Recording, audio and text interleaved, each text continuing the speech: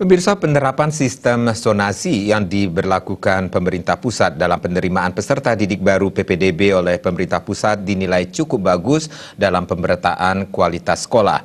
Namun sistem ini memiliki celah bagi praktik sistem transit oleh siswa dan orang tua untuk mencari sekolah favorit yang diinginkan.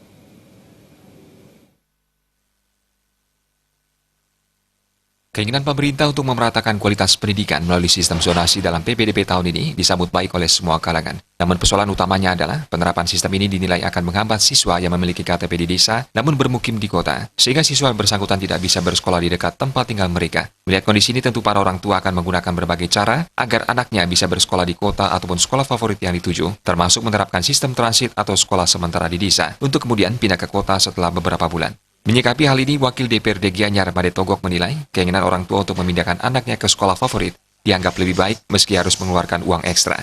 Tentunya hal ini menjadi pekerjaan rumah bagi pemerintah tentang bagaimana ke depannya pemerataan kualitas sekolah dapat terwujud.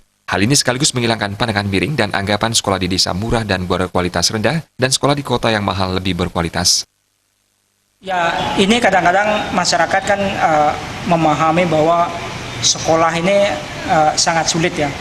Dengan nilai yang sangat kecil, dia akan mencari sekolah yang memang ada di desa begitu, dan pada akhirnya seperti apa disampaikan tadi, hanya sebagai tempat transit ya, dan setelah beberapa bulan akan pindahkan.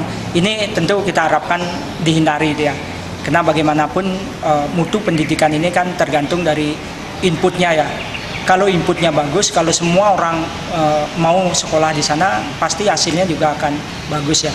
Nah, nanti kalau inputnya kurang, tentu bagi pendidik akan sangat sulit ya untuk meningkatkan kapasitas maupun prestasi mereka ya. Pendidikan adalah salah satu jalan untuk memberantas kemiskinan. Oleh karena itu perlu dilakukan perbaikan dan pemerataan bagi lembaga pendidikan itu sendiri. Terlebih undang-undang mengalokasikan 20% dari total APBN untuk upaya-upaya memperbaiki pendidikan di Indonesia. Terima Bali TV.